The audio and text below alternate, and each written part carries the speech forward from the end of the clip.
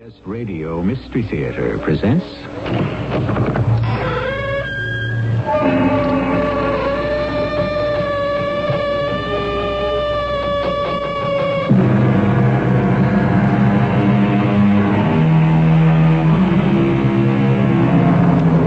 Come in.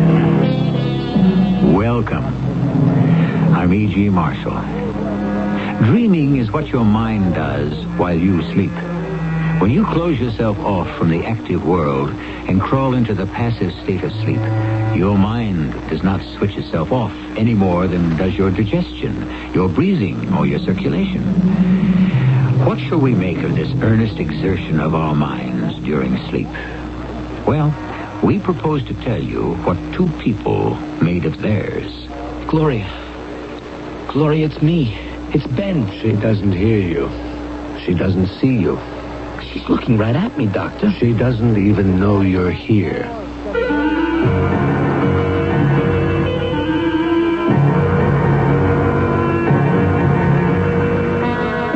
Our mystery drama, Dreams, was written especially for the Mystery Theater by Elspeth Eric and stars Christopher Tabori. It is sponsored in part by Contact, the 12-hour cold capsule. I'll be back shortly with Act One.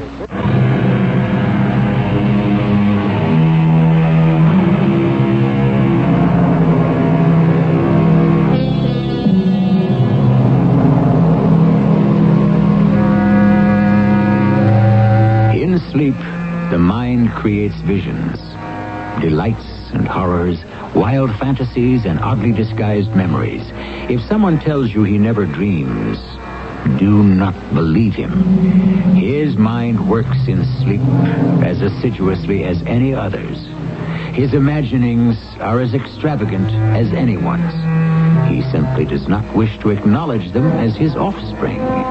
He won't accept the responsibility. Gloria, I brought you some flowers. Look, yellow roses. How about that?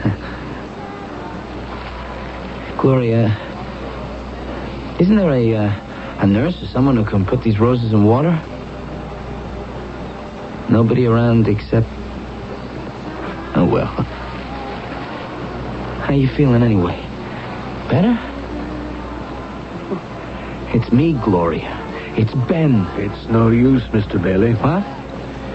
Mrs. Bailey doesn't hear you. You're the doctor, right? Dr. Fleischer. Your wife doesn't even see you. Well, she's looking right at me. She doesn't know you're here. How can that be? She's in shock. Well, what's that? Shock is a defense mechanism the psyche employs to escape something extremely painful. She didn't have any pain. You sure of that? She didn't act like it. She just sort of stiffened up and then fell over. Like she fainted. She did faint. But she came to right away, a couple of seconds. I asked her, did she feel all right? And she looked at me sort of funny and said she felt okay, only tired. She said she felt terribly tired. Well, that's what she said. And then she went in the bedroom and laid down and just stared up at the ceiling. All the symptoms of shock. I thought she was sick. She is sick. Well, what's she got? I mean, what's the matter with her? Profound depression of all the bodily processes and extreme anxiety. Oh, that doesn't sound so bad. Oh, doesn't it? I mean, you can fix that, can't you? We can try. Well, you can give us something. You mean a pill? Yeah, something. We'll give her time and care. How much time? I don't know. You must have some idea. I said I don't know. Yeah, but you must know. I don't. A few days, a week? I don't know. That's ridiculous. Well, I'm sorry you think so. I've got to talk to her. You got to fix it so I can talk to her. What about? What about? Well, different things. Look, she can't just sit there staring. She's my wife. Yes, I want to talk to you about that. About what? About your marriage. Your relationship during your marriage. It was... okay. Also, before your marriage. I need as much of her background as you can give me. I need to know all I can about what led up to this. It just happened. Nothing like this just happened. Well, it did. Such traumas may have their origins in the very distant past. I'll want to talk to her parents, brothers, sisters, Benny. But for the moment, I want to talk to you. My office is down the hall. Anybody will show you where it is. Will you be there in 10 minutes? Okay, you say so. I'll be expecting you. Gloria, I'll be back. There's something I gotta find out. It's very important. I got a funny feeling you can hear me, Gloria. I don't care what the doctor says. What does he know? You just wait right there. And after I talk to him, I'll be back. You just take it easy. And I'll be back. Come in, Mr. Bailey. Now sit down over there. Okay. I think Gloria recognized me just now. No, she didn't. Well, she had a look on her face. I thought... I'm not interested in what you thought. Look, she's my wife, after all. I know her pretty well. How long have you been married? 5 years. So I know her pretty well. Tell me about it. Tell you about it? The marriage, from the start. What it's been like between the two of you. Oh, the best. Really great. Fantastic. Go back to the beginning. Well, we were really like, in love. I mean, totally. Even her parents. What about her parents? Well, parents, you know.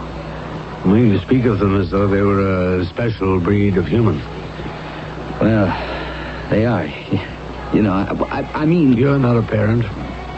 Oh, no, not me. Not for a long time, anyway. When you are, you'll find out you're not of a special breed. If it ever happens, I'll be different. Like more human. Yes. Well, tell me about her parents. What's to tell? Small-town people. Very nice and all that, but... you know. No, I don't know, or I wouldn't be asking. Gloria's mother was very ill at the time. That's why we went to see them. Gloria said we had to, on account of her mother. What was the nature of her illness? Oh, it's nothing mental. Nothing like that. Her liver, I think, something like that. So we make the trip all the way out to the boondocks to see them and tell them we're getting married. I have to talk to her father. You tell me something about her father. He's a turkey. Turkey? Totally straight. Oh, well, go on. Well, this turkey starts asking me questions. Such as? Such as... like...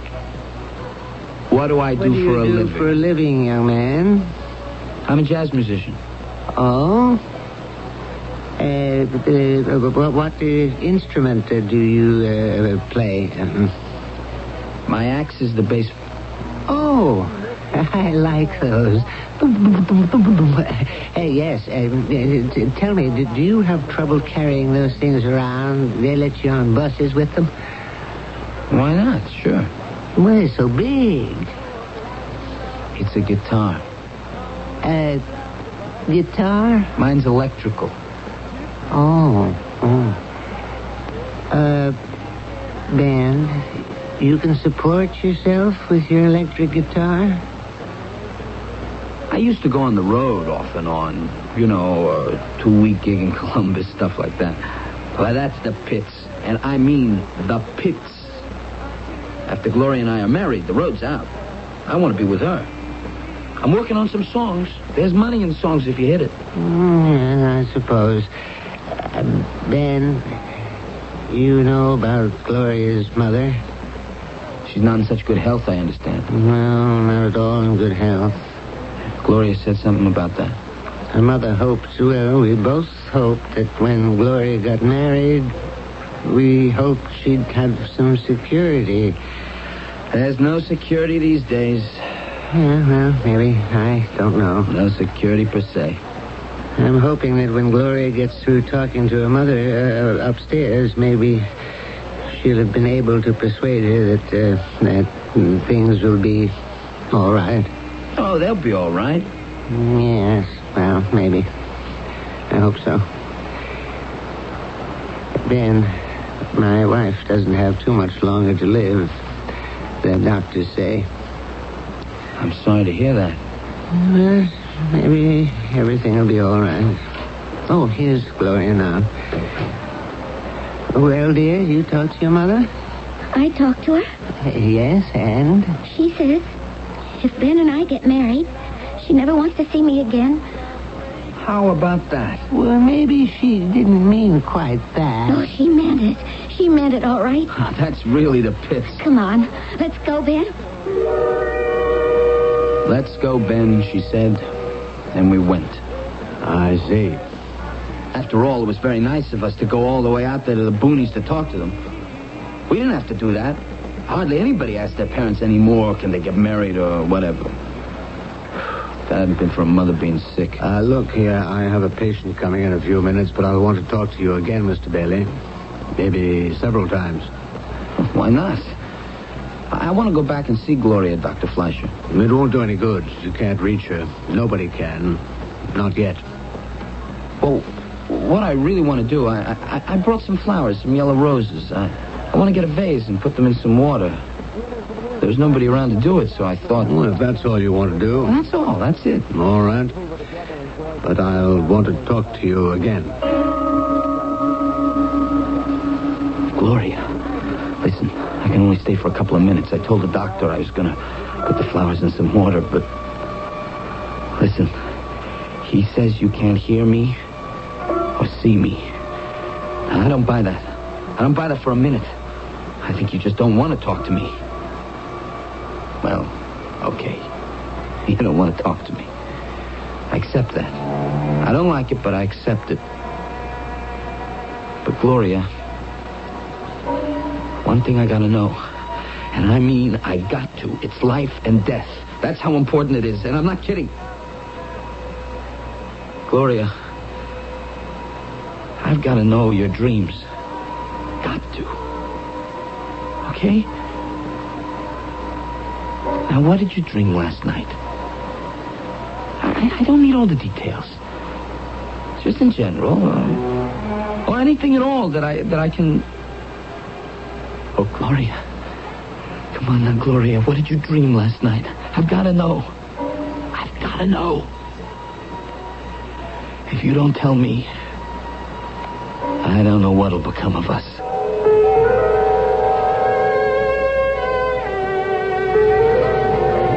Place your bets, ladies and gentlemen. Place your bets, please. Hello. Place your bets. Hello there. All bets are down. No more bets.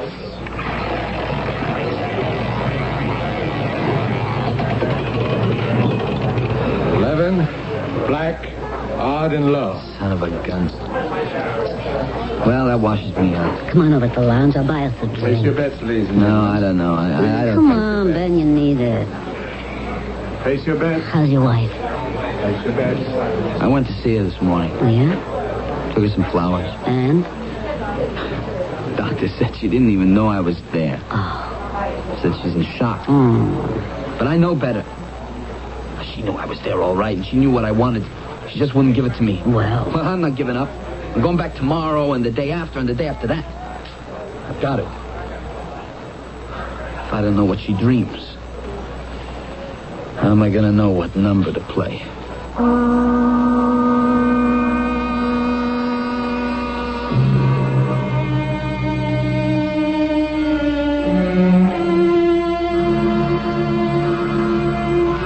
There is evidence that mankind all over the world and down through the ages dreams and has dreamed the same dreams. And many men have wrestled with the problem of what to make of them. But how many have wrestled with another's dreams in order to turn them to profit? We shall return shortly with Act 2.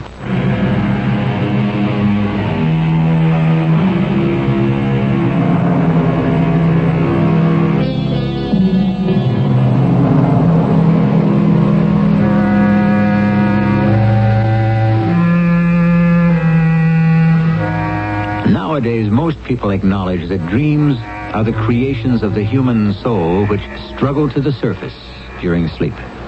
Disguised as they are, these grotesqueries can be translated into recognizable thoughts and desires.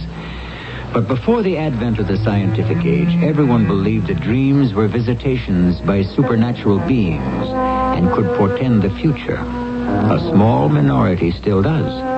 And an even smaller group believes that dreams can foretell the winning number on a roulette wheel. Gloria, it's Ben.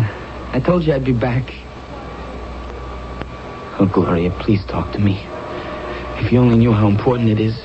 I'm going out of my mind if you don't talk to me. I don't know what we're going to do. Please, honey. Any luck, Mr. Bailey? Oh, no. She just looks right through me. No, I'm sorry about that. Me too. I'm disappointed. So am I. She's talking to me. What? She talks to you? Since when? Early this morning. I stopped by to see her. She seemed to know who I was, so I stayed for a while, and we had quite a chat. What about? What did you talk about? What did she tell you? Oh, there. Slow down. I gotta know. What did she say? I don't want to talk here. You meet me at my office. You know where it is. 5 minutes? 5, yes.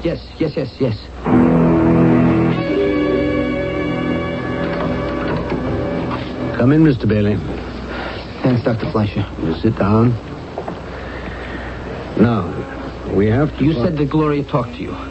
Yes, she did. Well, what about? I mean, what did she talk about? Well, I did most of the talking. I had to explain who I was, where she was, all that sort of thing. She seemed content with what I told her. Accepted everything. Yes, but what did she tell you? Why are you interested? Why wouldn't I be? Are you afraid she revealed something you'd rather she hadn't? No, of course not. One would think you'd simply be grateful that she's responding. I am, certainly. Only what? Doctor, did she tell you what she dreamed last night? What a very strange question. Did she? Most peculiar. Why do you want to know about your wife's dream? Gloria always had this thing about dreams. Thing? But she believed in them. Believed? How? Well, like the one about the eggs. Oh, tell me about that. You know, I told you her mother was very sick. Yes, you told me. And when Gloria told her she was going to marry me, her mother said she never wanted to have anything to do with her, ever again. I remember you telling me that. Now, I want to hear about the egg dream. Gloria had this idea that if we were to have a baby, her mother's first grandchild, well, that's a big deal, right? Very big deal. But she thought if she could tell her mother she was pregnant, then they'd get back together again. Anyway, once the baby was born, they would, right? It often happens that way. Once she woke me up in the middle of the night, and she said, Ben, I just had a dream. Oh, what? You had a dream? Well, I want to tell you before I forget it. Well, tell me, go ahead. I was walking down this long corridor, all white, marble, and light coming through this big, tall window. And my mother was standing there, with the light shining down on her. And I went up to her. I was so glad to see her. And I said, where is it? Where is it? Where was what? I don't know. Something I wanted, something I was looking for. Something. What about your mother? What did she say? Nothing. She didn't say a thing. She didn't even look at me. She was looking beyond me, off somewhere. But she was smiling. Oh, she looked so beautiful, Ben. So I kept running through this place, stopping everybody and asking, where is it? Nobody seemed to know, and I was getting desperate. It was getting to be a nightmare, kind of. But then, I found it. Yeah? Yeah, well, what was it? It was a dozen eggs. Eggs? A carton of eggs. Oh, you know how they come, a dozen to a carton. Well, you know. Oh, yeah, I know. And I think I was pleased that I found it. You think you were? Well, at first I was.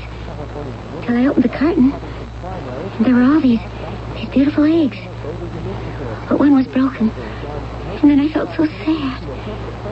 That's when I woke you up. I just had to. That's all right. I'm glad you did. Ben, You know what I think the dream means? What? The eggs. They're my children. The children I'm going to have someday. I'm going to have 12 children.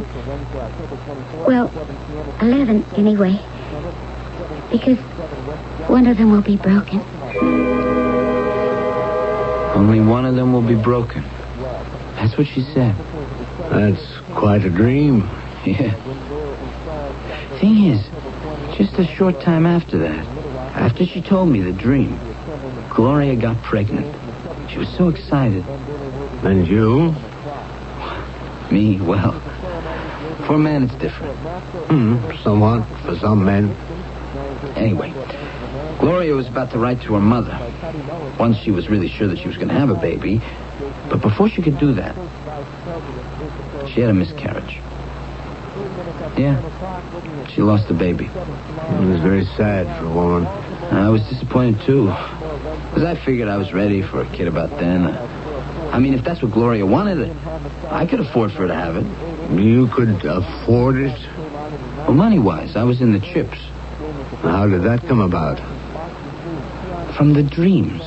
Gloria's dreams. I don't quite follow you. You're not a gambler, are you, Doctor? No. Life is one long gamble as far as I'm concerned. I like to try and beat the game now and then. And do you? Beat the game? Not very often. Not till I married Gloria and started betting her dreams. What does that mean, betting her dreams? You see, Dr. Fleischer, every dream means something. Oh, indeed it does. It means a number. A number that is going to come up for you. You don't really believe that, do you? Certainly I believe it because it's true. I know it's true. I know because it worked for me. And how did it work for you? Doctor, a dream about eggs means the number 72. You don't say. Absolutely. And that night I went to the casino. Now, you can't play 72 at the roulette table. Why not? Because the numbers on the wheel only run up to 36 and a 00. So you couldn't bet on number 72? I figured out a way. Well, no, I actually didn't figure it out myself. There was a woman there. Oh? She figured it out. Tell me about this woman. Name's Crystal. But it's not important about her. It wasn't anything like you're thinking between her and me. I wasn't thinking anything. Anyway, Crystal's a real gambler. She's at the casino before it opens, and she stays till it closes. She's the one told me about dreams meaning numbers. And it worked. It worked. Every time Gloria told me one of her dreams, I'd go to the casino, and Crystal would tell me what number to play. I'd play it, and it would win. Except for 72. No. I won with that one, too. Well, how could you?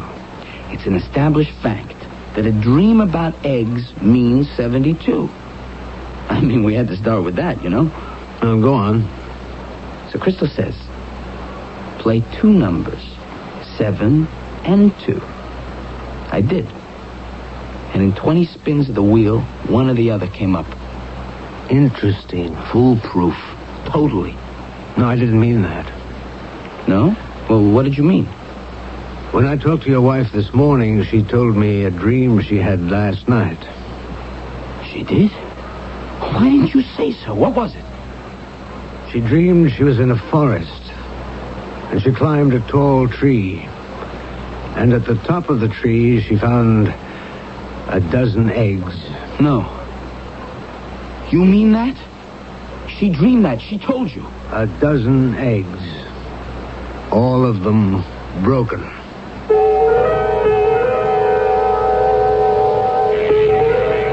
No more bets. All bets are down. 14, Come on, even, man, drink red, up. and low. Hear that? Now, come on, pay no attention. If I'd left my chips where they were on 7 and 2, I'd be broke practically. Finish your drink. We'll go back to the table and have another try. Crystal, I can't afford it. If you could afford it, it wouldn't be gambling. How's that again? Gambling is when you stand to lose. I don't follow you. The big thrill comes when you lose everything. That's a thrill. The biggest thrill there is. Drink up. Try again. That sanitarium costs money. Dr. Fleischer costs money. But the dreams. Remember when you came in here with your wife's dream about the eggs? 72. And since there's no 72 on the wheel, we figured you should You figured. bet half on 7, half on 2. And they came up. 3 times. And you doubled your bets. I was a rich man that night. You will be again. Eggs always mean 72. Maybe the doctor wasn't telling me the truth. Maybe he made it up. Maybe. No, he wouldn't do that. Why should he? No reason. Wait a minute. Maybe the trouble is, Gloria told the dream to him, not to me. Maybe that's why it didn't work tonight. Why 7 never came up, or 2 either. That could be it. No, wait. Come on, I got it. I know what I did wrong. I've got it. What is it? 72. 72, 7 and 2. I really played 7 and 2. And you won. Yeah, that was the first time. But this time I lost. The first time, Gloria told her dream about the eggs to me. This time she told it to the doctor. Yes. You got something, Ben. I can see it in your eyes. I wasn't supposed to play 7 and 2 tonight. I was supposed to add 7 and 2. And put your chips on 9. Yeah. Come on. Oh, that's it. That's got to be it. Place, I know this is it. I know it. place your bets, ladies and gentlemen. Please place your bets. On 9, please. All bets are down. No more bets.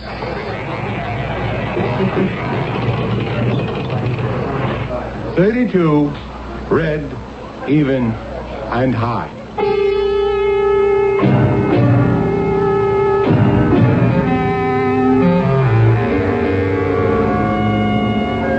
Many hypotheses have been put forth as to why some people have a passion for gambling. Greed, boredom, excitement, and others, even including sexual compensation. But there is a consensus that if you gamble long enough, you are certain to end up broke, because the odds are deliberately set against you. Therefore, it would appear that the most pervasive purpose of gambling is to lose. I shall be back shortly with Act 3.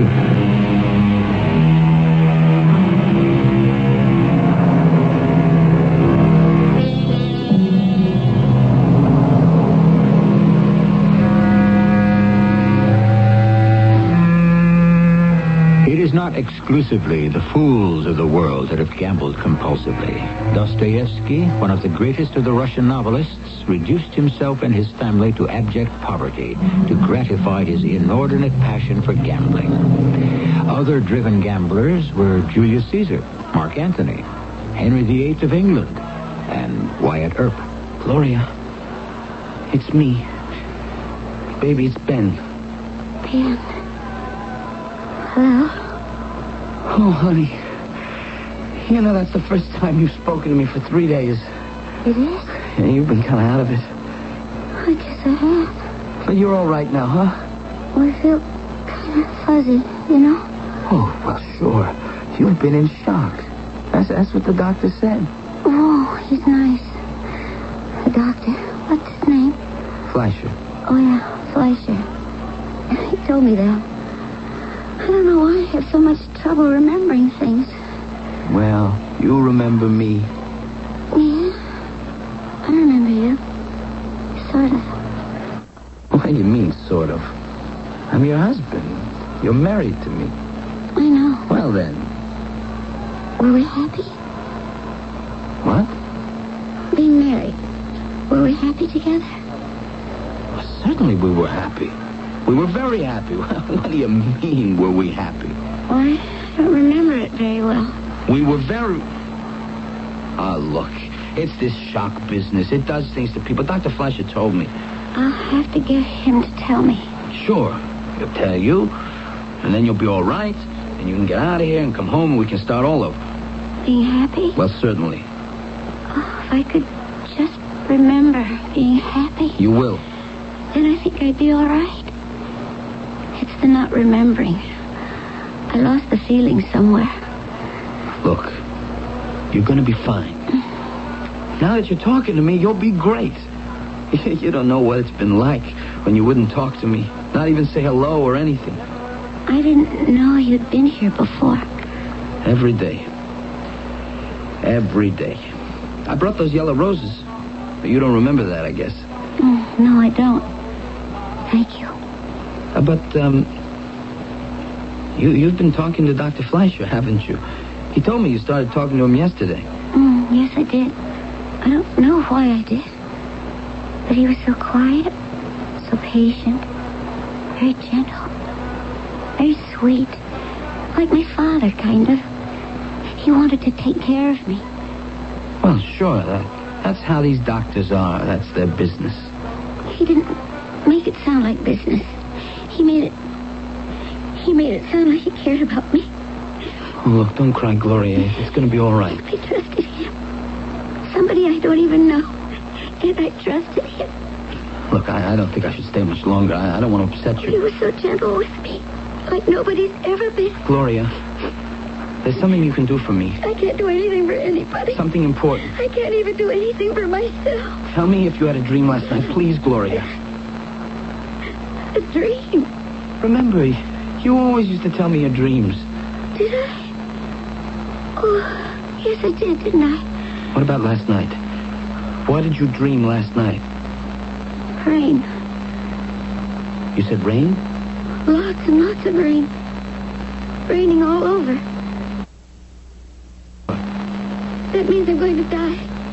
No, it doesn't mean I'm that. going to die. And I'll never remember being happy. Oh, no, Gloria, please don't go. Please don't. Mr. Bailey, Hey, here's the doctor. Don't cry. what's going on here? Well, we were just talking, and she started to cry. Oh, it'll be all right, Mrs. Bailey. You just go ahead and cry, and later on we'll talk about it.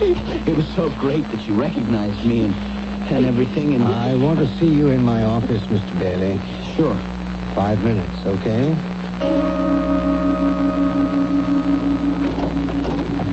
Come in, Mr. Bailey. I'm sorry, Dr. Fleischer, about what happened. That's all right. It won't hurt her to cry. She'll be doing a lot of it, I imagine. She will? But I'd rather she cried when she's with me. Not with you, for the time being. So, sit down. I don't know what I said that made her cry. Tell me what you were talking about. Well, her and me, us being married. Were we happy? How about that? She says she can't remember what happy is. There are a lot of things she doesn't remember right now. A lot of feelings. That's what happens in shock. But she'll get over it, won't she? I hope so. Now, tell me what you were talking about just before she started to cry. I didn't want to make her cry, Dr. Fleischer. I have told you crying won't hurt her in the least. It may help. Now, what brought on the weeping? She started to tell me her dream. The one she had last night. Rain falling everywhere. Oh, she told you? Well, yes, of course. She thinks it means she's going to die. Or that she wants to. Wants to? Just when things are getting better? Why would she? Tell me, before she fell ill, did she have this dream often about rain? She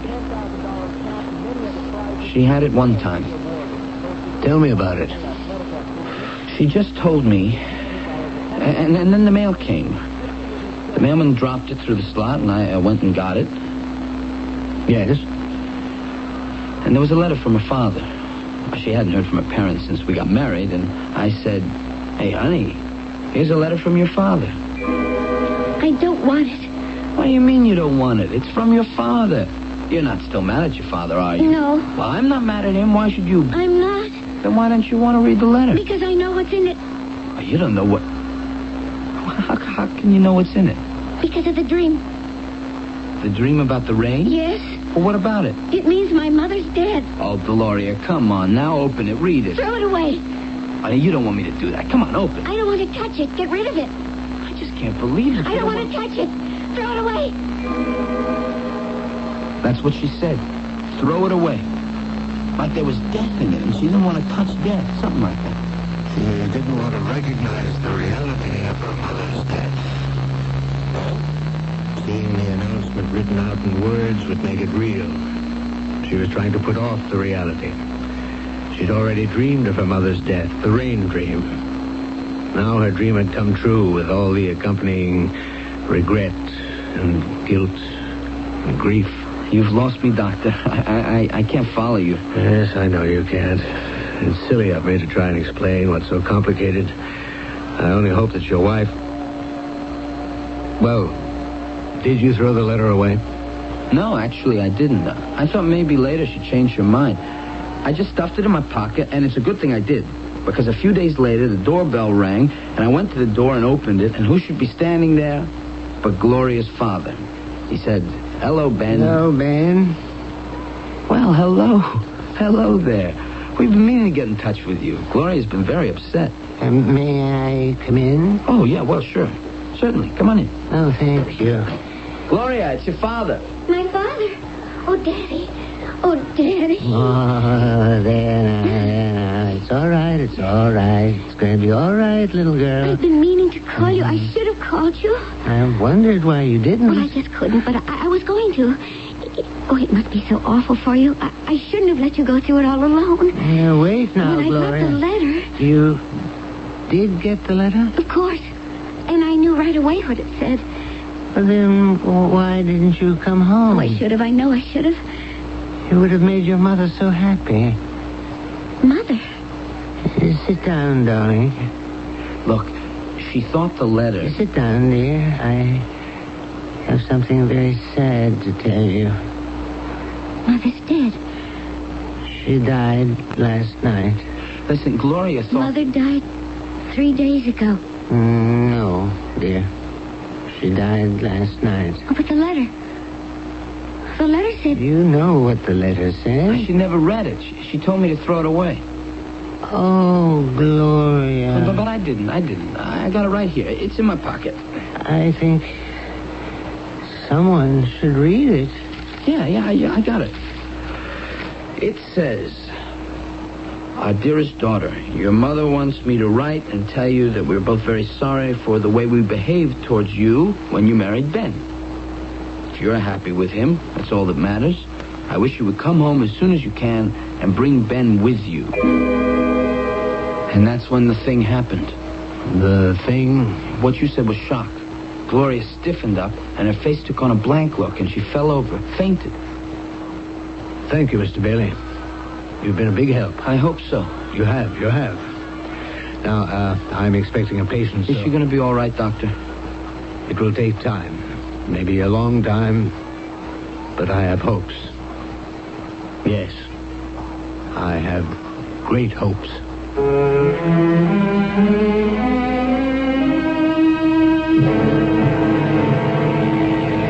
Place your bets. No more bets, please. 28, black, even, and high. Ben, over here. Oh, Crystal. Place your bets. There you are. You want a drink? Place your bets. I don't think so. Oh, I thought you weren't going to show up. That's what I thought, too. Well, I'm glad you did. How did your luck run tonight? Oh, rotten. How's your wife? Better. Doctor says he has high hopes. Says it's going to take time. Maybe a long time. But he has very high hopes for her. Ah, that's wonderful. Yeah. It's going to cost a lot of money. The doctor, the sanitarium, whole bit. Oh, what's money? Yeah. She talked to me this morning. She did. Hey, that's sensational. She told me a dream she had last night. Ah, fantastic. What was it? It was about rain. Rain means number 36. Gloria thinks it means she's going to die. Ben, remember that fabulous night when 36 came up 8 times running? Oh, what a night that was. Remember? Yeah. Oh, come on. What are we waiting for? You going to play? Look here. $250. That's my rent money, due tomorrow. Are you going to bet it all? Oh, you're darn right. On 36? Well, generally I play my own system, but tonight I'm going to... Place your bets. 36, please. Oh, Place your bets. put your money down there. Hurry up. Oh, no, All bets are down. Place your bets. Too No more late, bets. you dum-dum.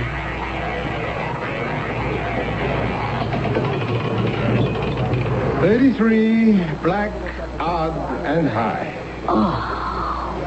Oh, I'm sorry, Crystal. I'm no. sorry. Oh, what's sorry? That's the most excitement I've had in years. Ladies and gentlemen. Trouble with you, Ben, you're not a gambler. Not really. You don't know what gambling's all about. I guess I don't. So long, Crystal. Nice to have known you. Hey, does that mean you're not coming back? I'm going to start looking for a job. And when I get one, I got other places to spend my money. So long.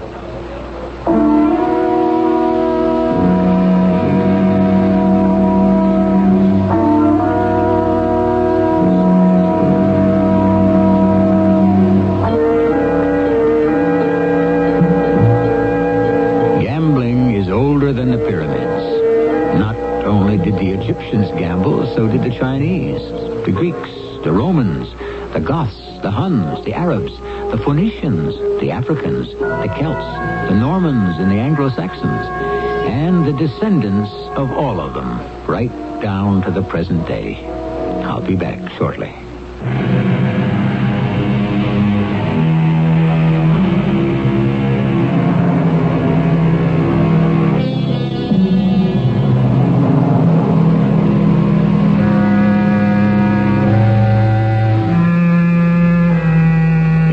Country, the original inhabitants gambled. The Onondagas used the stones from white plums for dice. The Iroquois preferred peach pits. The eastern tribes liked animal bones. And there is a story, handed down through the centuries, that the invaders who came here with Columbus made cards from the leaves of the copus tree. If true, that would mean that the first deck of playing cards appeared here in 1492. And the game goes on. Our cast included Christopher Topori, Robert Dryden, and E.V. Juster. The entire production was under the direction of Hyman Brown. This is E.G. Marshall inviting you to return to our Mystery Theater for another adventure in the macabre. Until next time...